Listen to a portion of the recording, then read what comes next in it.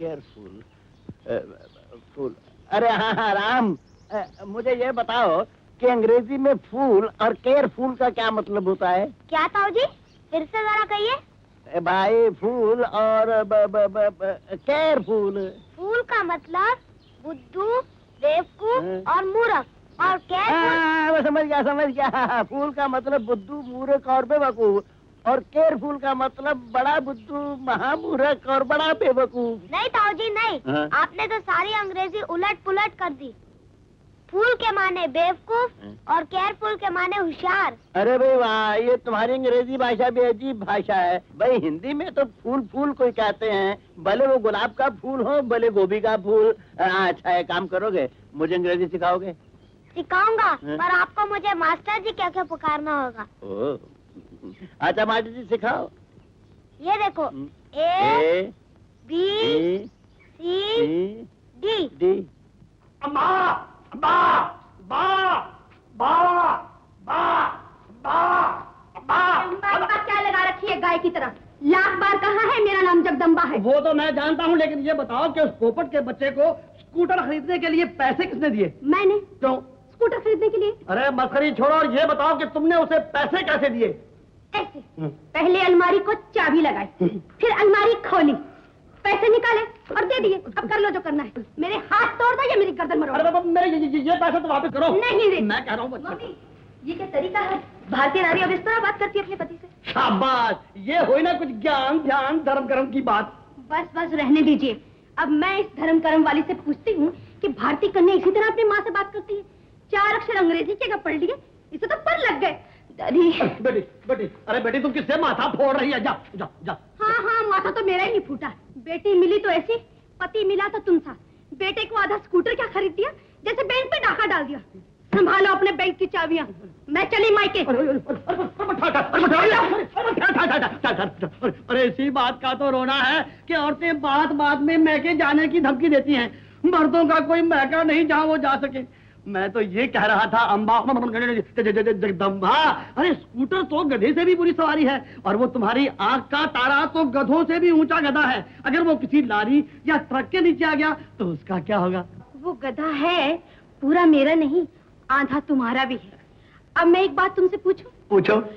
आदमी का बाप कौन होता है? आदमी। और शेर का बाप? शेर। और गधे का बाप कौन होगा? गधा। गधा। देखा, औरतें कितनी आसानी से मर्दों को गधा बनाती हैं। अरे बाबा। हेलो नीलू। हाय रवि, क्या कर रहे हो? बस वही जो रोज करते हैं, तुम्हारी याद में तकिए से लिपट कर सो रहे हैं। क्या हुआ, चुप क्यों हो गई? शर्मा गई? और क्या, मैं तुम्हारी तरह बेशर्म तो नहीं हूँ। काश हमारे पर होते तो हम इसी वक्त उड़कर तुम्हारे पास पहुंच जाते। क्यों? तुम्हारे गालों पे शर्म की गुलाबी देखते। हाय, अब तो ये गुलाबी लाली बन गई होगी। नीलू डार्लिंग, आई लव यू। अब तुम्हें क्या मालूम मेरे होठों पे कैसे अंगारे दहक रहे हैं। अगर तुम्हें अपने रूप का इतना घमंड है तो मुझे भी अपने प्यार का अभिमान कुछ कम नहीं। क्या हुआ रवि, नाराज हो गए क्या? तुम्हें क्या बताऊं, मेरे होठों पे भी अंगारे दहक रहे हैं। लो, बुझा लो अपने होठों की आग। अरे तुम अब भी नाराज हो? अच्छा तो एक बार और सही। अबे ओ फायर ब्रिगेड, अरे ये कैसी आग लगी है तुम्हें जो पूछे में नहीं बुझती है? किसने लगाई है? बोल बोल बोल। बोलो क्या? अरे किसने लगाई है आग ये? गूंगा हो गया क्या? कौन है वो? है ओ समझ गया। अरे बड़ा तेज निकल रहा है तो आजकल है। घबराने। हड़ताल हमें करनी पड़ेगी। दौलत के पास लाख हथियार होते हैं गरीबों को मारने के लिए। गरीब मजदूर के पास सिर्फ एक ही औजार होता है, हड़ताल। क्या कहा? मजदूर हड़ताल करना चाहते हैं? जी हाँ, वो भी अपनी जगह मजबूर हो गए। पिछले 3 महीनों से उन्हें सिवाय झूठे वादों के और कुछ नहीं मिला। और सेठ जी, मजदूर का खाली पेट झूठे वादों से बिल्कुल नहीं भरता। मैं क्या करूं शेखर, मैं अपनी जगह मजबूर हूं। तुम तो जानते हो कंपनी की माली हालत कितनी खराब हुई है। मैं अपनी तरफ से चारों तरफ हाथ पांव मार रहा हूं। एक जगह से मुझे उम्मीद दी गई है, एक पार्टी है बहुत बड़ी जो लाखों रुपए डालने के लिए तैयार है। शेखर, इस वक्त हड़ताल हो गई तो सब खत्म हो जाएगा। मैं हाथ जोड़ता हूं शेखर, तुम मजदूरों को समझाओ, मुझे बचा दो। आप इस तरह से हाथ न जोड़िए। मैं आपसे वादा करता हूं, मैं मजदूरों को समझाने की कोशिश करूंगा। शेखर जी? तुम्हें मुबारकबाद देना ही भूल गया। सुना तुम्हारा भाई मधु IAS पास हो गया? जी हाँ, और अब तो इसी जिले का कलेक्टर भी हो गया है। अच्छा, तो हमें मिलाना उसे। इस छोटे से शहर में ऐसे लोग हैं ही कितने जिससे आदमी मिल बैठ सके। एक काम करो, आज शामी को उसे ले आओ मेरे यहाँ, साथ बैठ के चाय पियेंगे। जी बहुत अच्छा, जरूर लाऊंगा। राम, अपना सबक सुन ले जो तूने मुझे पढ़ाया। साहू जी, हाँ? जो पढ़ाता है उसे मास्टर जी कह के पुकारते हैं। अच्छी बात है। तो मास्टर जी, मेरा पाठ सुन लीजिए और फिर मुझे छुट्टी दीजिए, बहुत भूख लगी है। अच्छा सुनाओ। A B C X Y Z। बस इतना ही? बीच का सब खा गए? इतनी भूख लगी है क्या? मास्टर जी, जिसको शुरू का याद है और फिर आखिर का भी याद है तो बीच का तो याद होगा ही। नहीं, मुझे कुछ नहीं मालूम। आपको सबक याद नहीं है। आप सीधी तरह बेंच पे खड़े हो जाइए। बेंच पे खड़े हो रही है? क्या मतलब? बेंच। लो बाबा लो। हाथ ऐसे करो। लो। बोलो। A B C D E F G H I J K L M look. हाँ, लुक का मतलब मैं जानता हूँ। लुक का मतलब देखो। मदर। हाँ, मदर का मतलब भी जानता हूँ। ए माँ, माँ। अरे मेरी माँ को अपनी माँ कह रहे हो?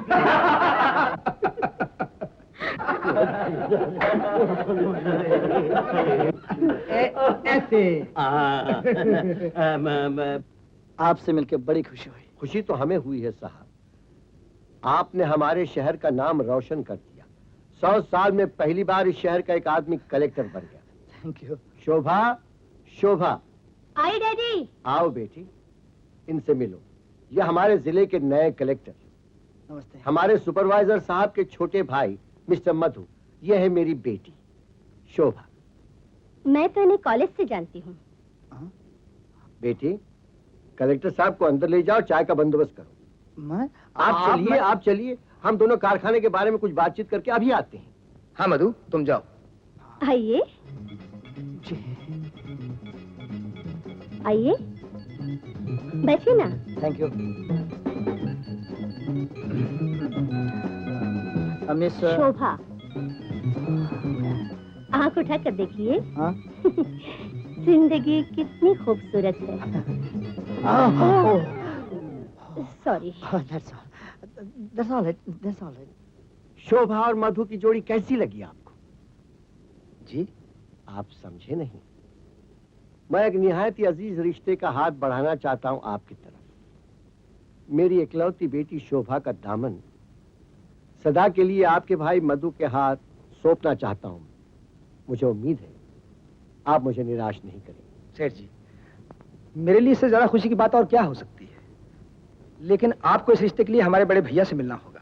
मैं कब दर्शन कर सकता हूं आपके बड़े भैया के? देखिए सेठ जी, कल इतवार है और हम सब लोग हर इतवार को दोपहर का खाना अपने फार्म में खाते हैं और फिर सारा दिन वहीं खेतों में गुजार देते हैं। एक तरह की पिकनिक हो जाती है, बड़ा मजा आता है। आप भी ऐसा कीजिए ना, कल लंच हमारे साथ खाइए फार्म पे। शोभा जी को भी ले आइए और इसी बहाने बड़े भैया से बातचीत भी हो जाएगी आपकी। वेरी गुड, कल हम जरूर आएंगे।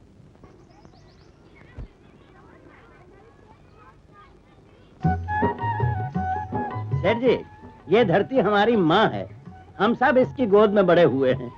भगवान की दया से हम 4 भाई हैं, मगर हमारा परिवार एक है, हमारा संसार एक है। हाँ।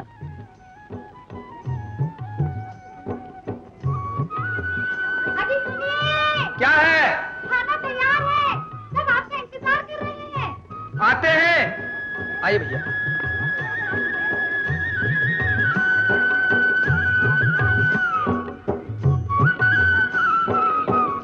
ये मेरा है, दे दे मुझे। नहीं, ये मेरा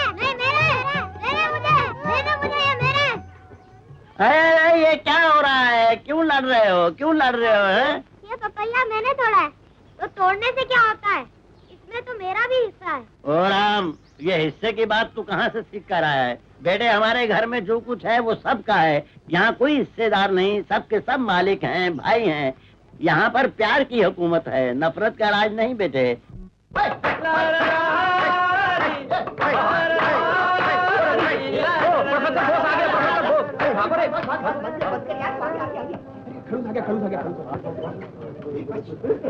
good morning sir.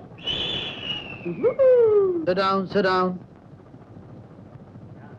Boys and girls, मैं आप लोगों को बताने वाला हूं अबाउट इंडियन म्यूटिनी, जो भारत की आजादी की पहली टग ऑफ वॉर थी।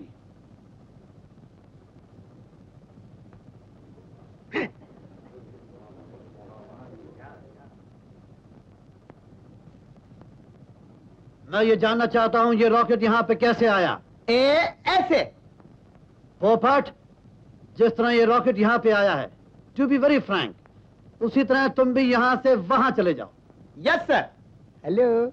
Not there, out out out. Yes sir, मैं जा रहा हूँ सर। Sorry sir.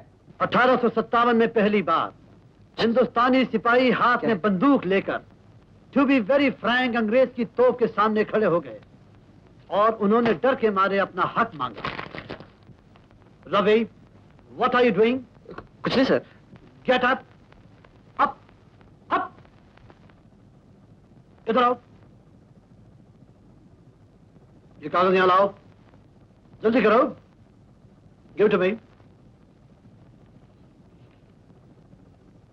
ओ, ये पढ़ाई हो रही है। हिस्ट्री की जगह प्रेम पत्र पढ़े जा रहे हैं। तुम यहाँ कॉलेज में पढ़ने आते हो या प्रेम करने आते हो? सर, आप पोपट की तरह मुझे भी क्लास के बाहर निकाल सकते हैं, लेकिन आप हिस्ट्री के प्रोफेसर हैं। मैं आपसे एक सवाल पूछना चाहूंगा। डोंट यू थिंक कि जंग करने से प्रेम करना ज्यादा अच्छा है? To be very frank. To be very frank, मैं ये खत प्रिंसिपल साहब को दिखाना चाहता हूँ। फैसला स्मॉल कॉजेस कोर्ट में होगा। To be very frank, class is over now.